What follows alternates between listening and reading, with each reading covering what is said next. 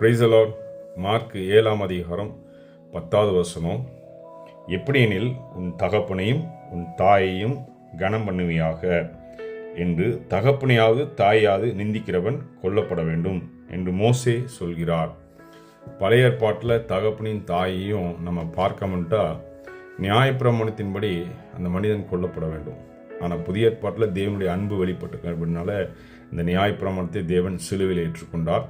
ஆனால் இன்றைக்கி நம்மளுடைய வாழ்க்கையில் என்ன ஆகுதுன்னா, ஒரு மனிதன் கல்யாணத்துக்கு பிறகு தன் தாய் தகப்பனை தன் மனைவியின் பேச்சை கேட்டு அவங்க ரொம்ப சித்திரவை பண்ணுறது, இல்லை தாய் தகப்பனோ அவங்க மனைவியை சித்திரை பண்ணுறது, மருமகளை சித்திரவை பண்ணுறது, இந்த மாதிரி காரியங்கள் நம்ம உலகத்தில் நிறைய இடத்துல நடந்து கொண்டு இருக்குது.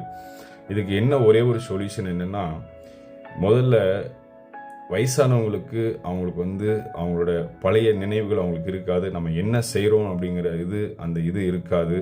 அவங்க ஒரு சிறு பிள்ளை போல் மாறிடுவாங்க. அதனால் நம்ம தான் ஞானத்தோடு புத்தியோடு அறிவோடு அவங்ககிட்ட அவங்கள சிரமப்படுத்தாமல் நடந்து கொள்ளணும். நம்ம சின்ன குழந்தையாக இருக்கும்போது நம்மளை கஷ்டப்பட்டு பெற்று எடுத்து வளர்த்து நம்மளை ஆளாக்கி நம்மளை உருவாக்கி நம்ம விட்டது நம்ம தாய் தகப்பன்.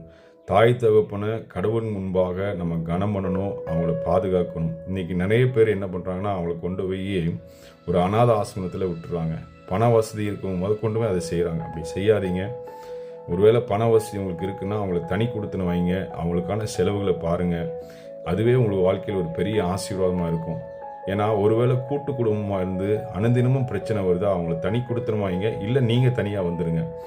அவங்கள அதே மாதிரி கணவன் மனைவி தொந்தரவு பண்ணக்கூடாது. தன் தாய் தகப்பனை பார்க்க போகும்போதோ அவங்களுக்கு ஏதாவது வாங்கி கொடுக்கும்போதோ மனைவி கணவனை தொந்தரவு பண்ணக்கூடாது. ஏன்னா தன் தகப்பனையும் தாயையும் கனம் பண்ணுடையது தன் மகனுடைய கடமை. இதை இதை தடுக்கக்கூடாது. இதை தடுத்தா அது அவங்களுக்கு வாழ்க்கையில் அது ஒரு பாவமாக மாறிடும்.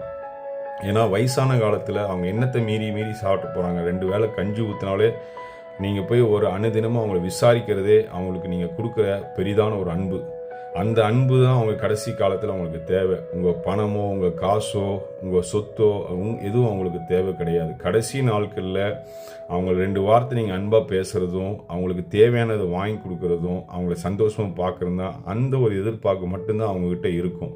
வேறு எதுவுமே இருக்காது. அவங்க எனக்கு நேரப்போக்குக்கும் எதுவும் இருக்காது.